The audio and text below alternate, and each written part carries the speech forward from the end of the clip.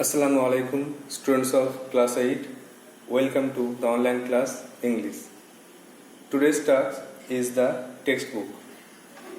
But before that, you have some home tasks from grammar. So take out your copy and tally it with the answers. In the last class, I have taught you sentence, the three kinds of sentences. That is simple, complex and compound. You have learned the definitions and examples of the three sentences. Now, the first task is that you have to identify the sentences, and then you have to join the sentences into simple or complex or compound. Then you have to transform it from simple to complex or complex to compound, etc., or vice versa. Means opposite. Simple to complex and complex to simple. It's called vice versa, the opposite term. At first, the question was identify the following sentences as simple, complex or compound. Number 1, the answer of home task. Number 1, he is too tired to walk.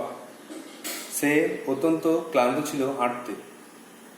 তো এখানে একটা মাত্র verb আছে, ইজটা main verb এখানে, আর walk তো তার আগে two যোগ করা আছে, মানে ইনফিনিটিভ করা আছে, এই জন্য কিন্তু এটা মেন ভার্ব ধরা হবে না, তাই এটা কিন্তু সিম্পল সেন্টেন্স।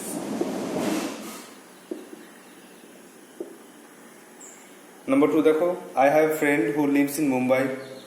আমার একটা বন্ধু আছে যে মুম্বাই বাস করে। তাহলে এখানে কিন্তু I have friend এটা মেন ক্লজ, আর who lives in Mumbai এর ডিপেন্ডেন্ট ক্লজ। তাহলে একটা মেন ক্লজ ডিপেন্ডেন্ট ক্লজ থাকলে কিন্তু এটা কমপ্লেক্স সেন্টেন্স। আর কমপ্লেক্স সেন্টেন্সে বলেছি হু ইজ দ্যাট থাকবে, complex sentence. Number 3, Priyam wrote a letter but he got no reply. Priyam একটা চিঠি লিখেছিল কিন্তু সে কোনো উত্তর পায়নি। তো দুটো মেন ক্লজ জয়েন আছে বাট দিয়ে, এই জন্য কিন্তু এটা কম্পাউন্ড সেন্টেন্স।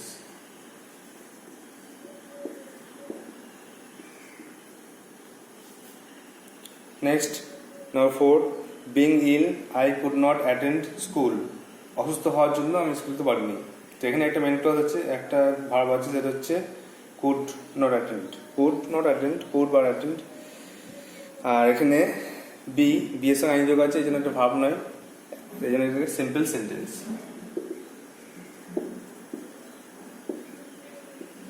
একটা মাত্র ভাব থাকবে সিম্পল সেন্টেন্সে, বাকিগুলোকে 2+ ভার্ব করে ইনফিনিটিভ বা আইএনজি করে পার্টিসিপল জিরান করা হয়।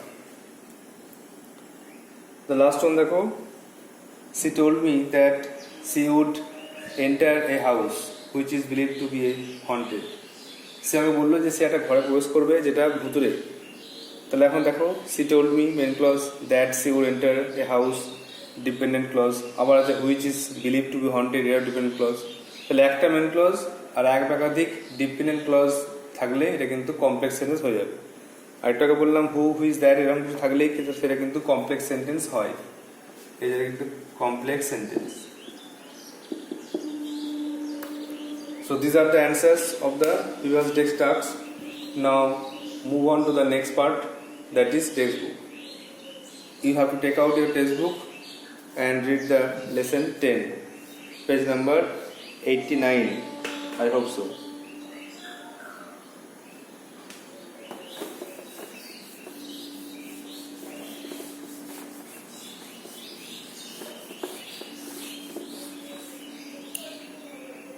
Lesson 10.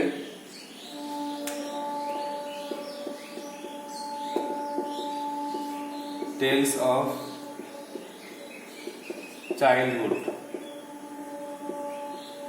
বাল্যকালের গল্প, বাল্যকালের কথা। টেল মানে হচ্ছে স্টোরি, গল্প TALE। টেলে অনেক ওয়ার্ড আছে, টেল TALE টেলে গল্প, TAIL টেলে লেজ, আর TEL টেলে বলা। এটা হচ্ছে গল্প, টেলস চাইল্ড বাল্যকালের গল্প। লেখক হচ্ছে road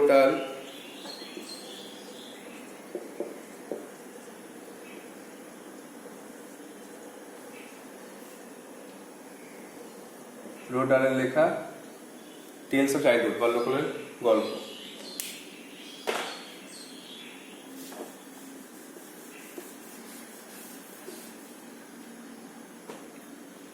page number 89.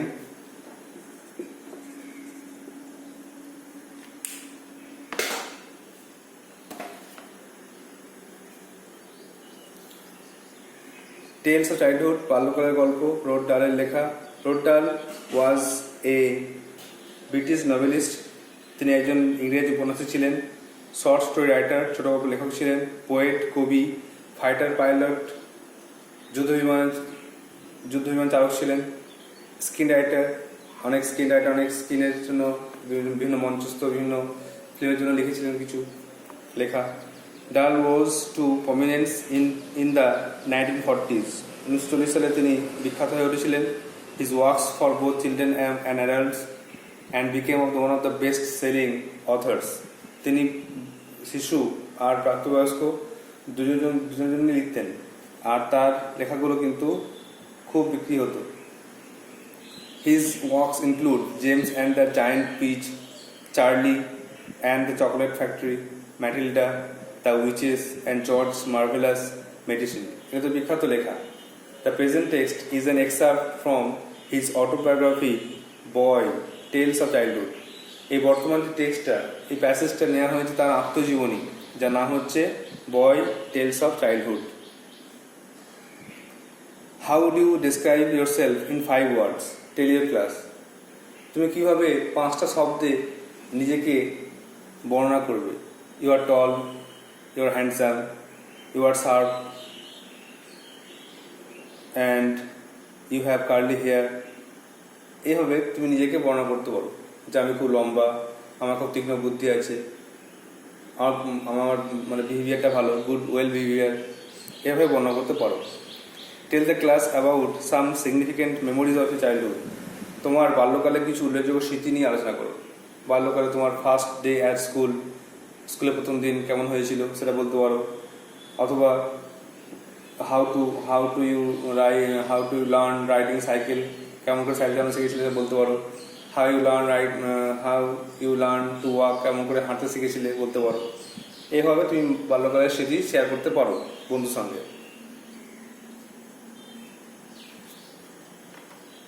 Now read the passage. Before that you have to write some word notes to understand the text carefully. So write down some word notes. Look, there are some word notes.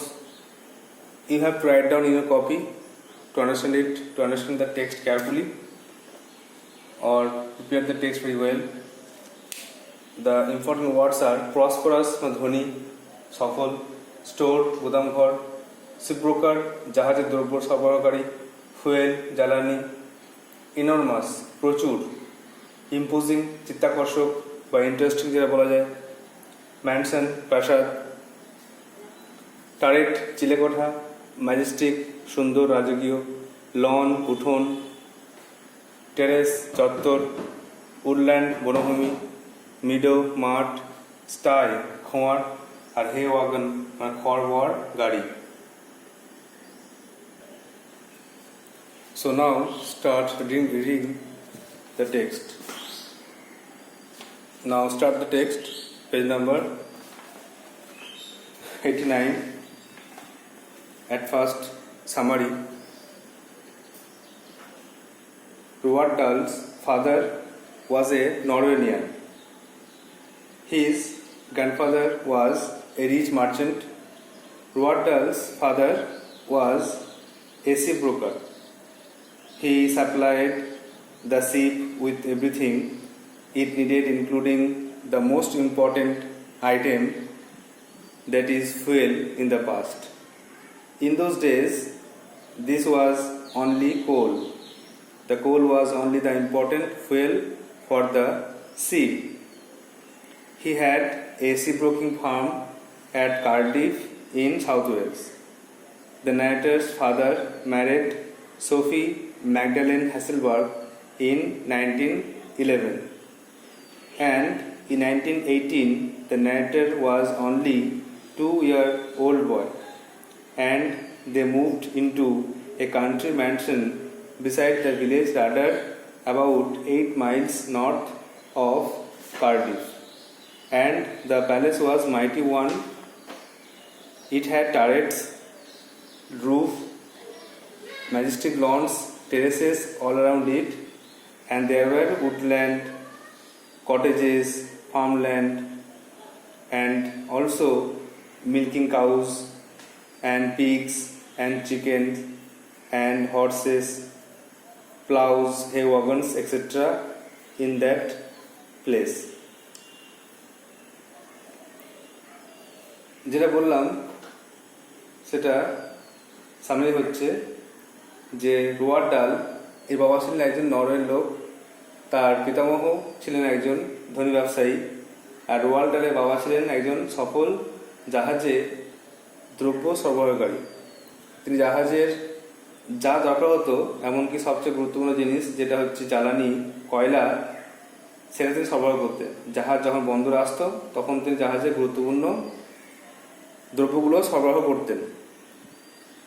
R south ওয়েলসের কার্ডিফে জাহাজের মালপত্র সরবরাহ করার জন্য তার একটা কারখানা ছিল, বড় দোকান ছিল। আর লেখকের বাবা Sophie Magdalene হ্যাসেলবার্গ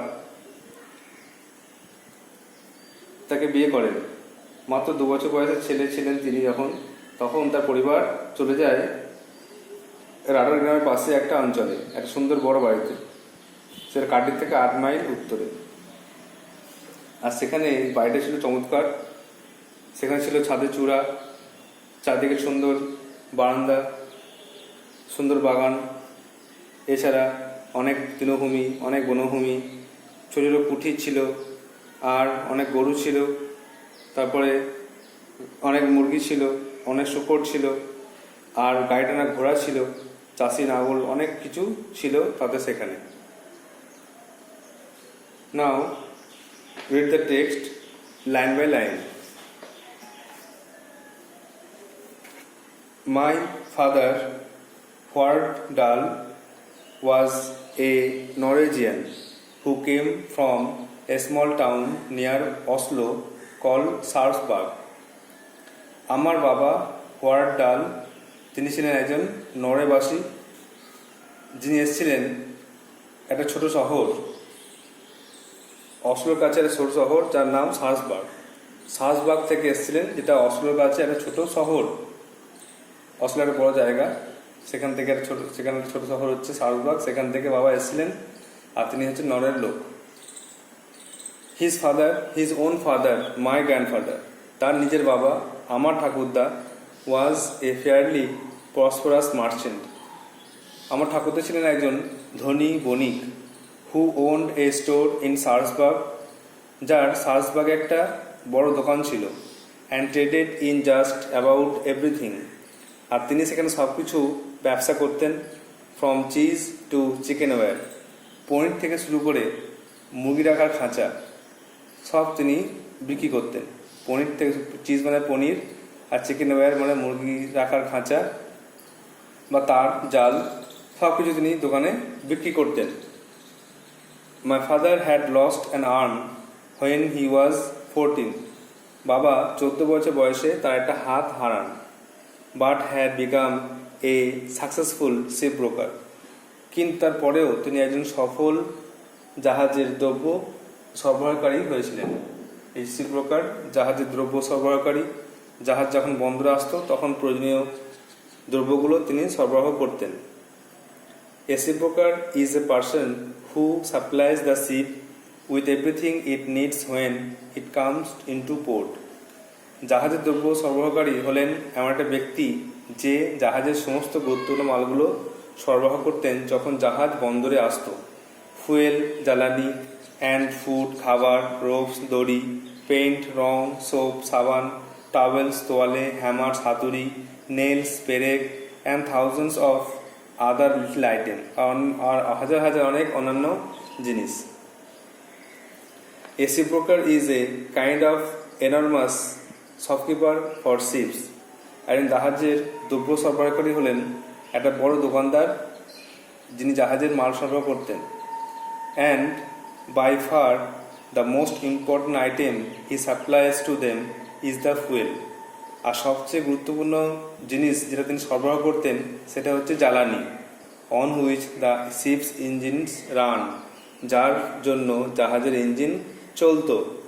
in those days only coal, সেসব দিনে শুধু ছিল কয়লা, কয়লার সাহায্যে ইঞ্জিন চলতো। He set up a ship broking firm at Cardiff of South Wales, তিনি একটা বড় দোকান তৈরি করেছিলেন, প্রতিষ্ঠা করেছিলেন, সেটা হচ্ছে সাউথ ওয়েলসের কার্ডিফে। My father met my mother Sophie Magdalene Hasselberg during the summer of 1911, আমার বাবা আমার মা সোফি ম্যাকডালেন হ্যাসেলবার্গকে বিয়ে করেন দেখা করেন গ্রীষ্মকালের 1911 সালে, and were married soon after, এবং তারপরেই তাদের বিবাহ হয়। তো দেখা হয় 1911 সালে গ্রীষ্মকালে, আর তারপর তাদের বিবাহ সম্পন্ন হয়। তাহলে ফার্স্ট পেজ পড়ছে, দেখে নাও এই পেজটা। আমার বাবা হোয়ার্ড ডাল, তিনি ছিলেন নরওয়ের বাসিন্দা, যিনি অসলোর কাছে সার্সবার্গ নামে একটা ছোট শহর থেকে এসেছিলেন। তার নিজের বাবা অর্থাৎ আমার ঠাকুরদা ছিলেন একজন ধনী বণিক, যার দোকান ছিল সার্সবার্গে, এবং তিনি সবকিছু ব্যবসা করতেন, পনির থেকে শুরু করে মুরগি রাখার খাঁচা। আমার বাবা তার একটি হাত হারান যখন তার বয়স 14 বছর, কিন্তু তারপর থেকে তিনি একজন সফল জাহাজের দ্রব্য সরবরাহকারী হয়েছিলেন। জাহাজের দ্রব্য সরবরাহকারী সেই ব্যক্তি যে জাহাজের সমস্ত মালপত্রগুলো সরবরাহ করে যখন জাহাজ বন্দরে আসে, যেমন জ্বালানি, খাবার, দড়ি, রং, সাবান, তোয়ালে, হাতুড়ি, পেরেক এবং হাজার হাজার গুরুত্বপূর্ণ জিনিস। জাহাজের দ্রব্য সরবরাহকারী হলো জাহাজের একটা বড় দোকানদার, এবং সেসব দিনে সবচেয়ে গুরুত্বপূর্ণ জ্বালানি যার সাহায্যে ইঞ্জিন চলতো সেসব দিনে সেটা হলো কয়লা। তিনি কয়লা সরবরাহ করতেন, যে সবচেয়ে গুরুত্বপূর্ণ জিনিস ছিল, এর ফলে ইঞ্জিন কিন্তু চলতো। আর তিনি কার্ডিফে, সাউথ ওয়েলসের কার্ডিফে একটা বড় দোকান স্থাপন করেন। আর আমার বাবা মায়ের সাথে দেখা করেন 1911 সালে গ্রীষ্মের সময়। মায়ের নাম সোফি ম্যাকডালেন হ্যাসেলবার্গ, আর তারপরে তাদের বিবাহ সম্পন্ন হয়। নাও নেক্সট পেজ 90। ইন 1918 সালে, when I was 2, যখন আমার বয়স ছিল 2 বছর, we all moved into an imposing country mansion, আমরা সবাই চলে গেলাম একটা সুন্দর, চিত্তাকর্ষক সুন্দর একটা প্রাসাদে। beside the village of radar গ্রামের পাশে, about 8 miles north of Cardiff থেকে 8 মাইল উত্তরে। তাহলে কার্ডিফ থেকে 8 মাইল উত্তরে আমরা একটা বড় চমৎকার প্রাসাদে চলে গেলাম যখন আমার বয়স ছিল মাত্র 2 বছর। সালটা ছিল 1918। I remember it as a mighty house, আমার মনে আছে এটা ছিল বিশাল বাড়ি, with turrets on its roof, ছাদে ছিল চিলেকোঠা, অ্যান্ড উইথ ম্যাজেস্টিক লন্স, এবং ছিল বড় উঠান, and terraces all around it, চারিদিকে বড় চত্বর ছিল। There were many acres of farm and woodland, অনেক একর জমি ছিল, অনেক বনভূমি ছিল। একর্স অফ ফার্মের জমি, অনেক জমি ছিল, চাষবাসের করার জমি ছিল। আর উডল্যান্ড মানে বনভূমি, অনেক গাছপালায় ঢাকা অনেক জায়গা ছিল। And a number of cottages for the staff, এবং যারা কর্মী, যারা এখন থাকতো, কাজ করতো, তাদের জন্য কিন্তু অনেক ঘর ছিল। Very soon the meadows were full of milking cows, খুব শীঘ্রই ওই মাঠগুলো দুধ দেওয়া গরুতে পূর্ণ হয়ে গেল, যেটা গরুর গোয়াল বলে, গরুর গোয়াল ঘরটা গরুতে পূর্ণ হয়ে গেল। And the styes were full of pigs, এবং শুকুরের খোঁয়ারটা যেটা ছিল সেটাকে শুকুরে পূর্ণ হয়ে গেল।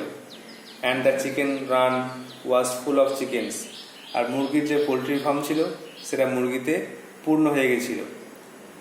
দেয়ার were several houses for pulling the ploughs, সেখানে কয়েকটি ঘোড়া ছিল যারা লাঙল দিত, সেজন্য কটা ঘোড়া ছিল। অ্যান্ড দ্য হে ওয়াগনস, এবং খড় বওয়ার গাড়ি ছিল, খড় বোঝাই করা গাড়ি বওয়ার জন্য ঘোড়া গাড়ি ছিল।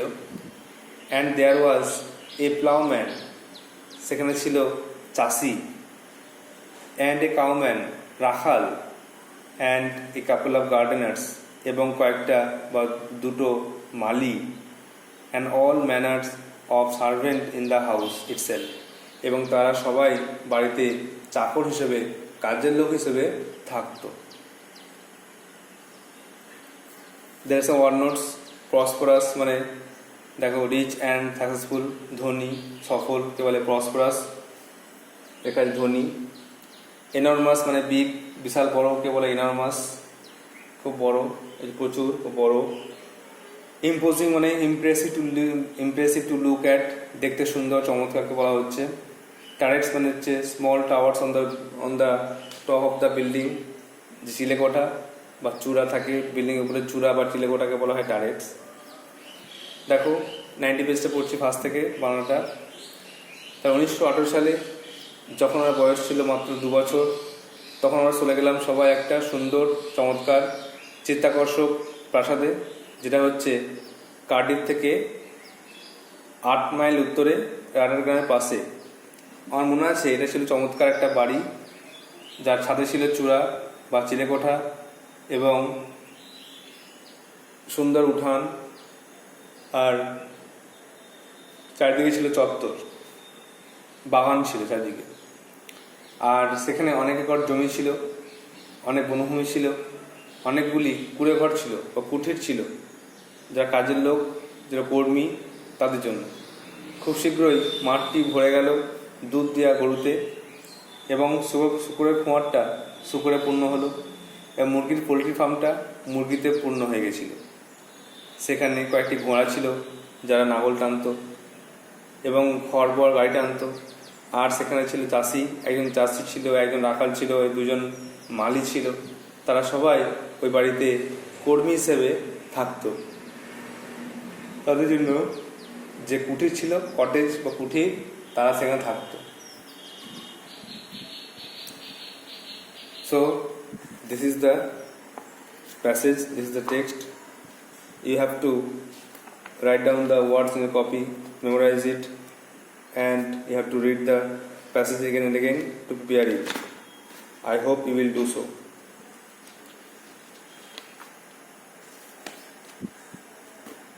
Next, now the next part, that is grammar. You have to take some home tasks and you have to write down your copy and send to my WhatsApp. So write down some home tasks.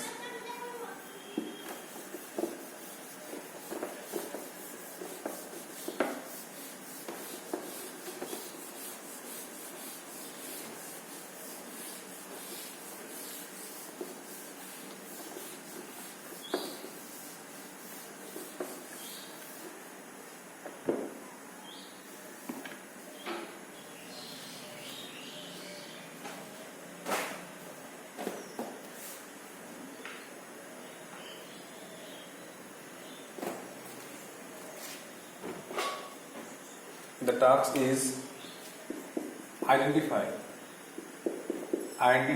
sentences. Part 2. Simple complex compound sentence চিনতে হবে। আগের দিন part 1 হয়েছিল, 5টা দেখলাম, আজকে বাকি দিচ্ছি।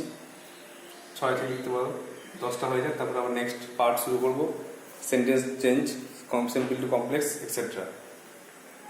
So the task is the first one. Seeing a snake, the boy shouted. You have to identify simple or complex or compound. I know the lady who is wise. Number 8. The girl is dancing on stage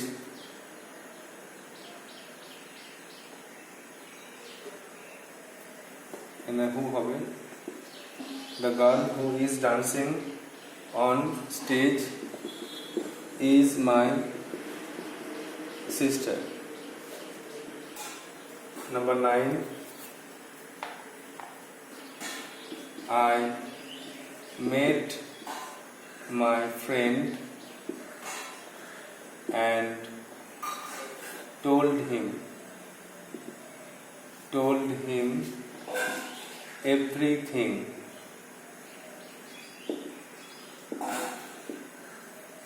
And the last one, the sky was overcast, but it didn't rain. These are the 5 sentences, and we have to identify it as simple, complex or compound. Number 6, seeing a snake, the boy shouted. সাপ দেখে ছেলেটি চিৎকার করেছিল। Number 7, I know the lady who is wise. আমি ওই মহিলাকে চিনি যে খুব জ্ঞানী। Number 8, the girl who is dancing on stage is my sister. ওই মেয়েটি যে মঞ্চে নাচছে সে হয় আমার বোন। Number 9, I met my friend and told him everything. আমি আমার বন্ধুর সঙ্গে সাক্ষাৎ করে তাকে সব কিছু জানিয়েছিলাম।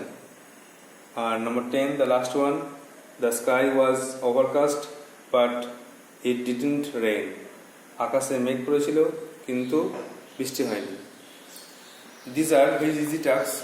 You have to just identify them, and next day we have to transform it in different parts of sentences.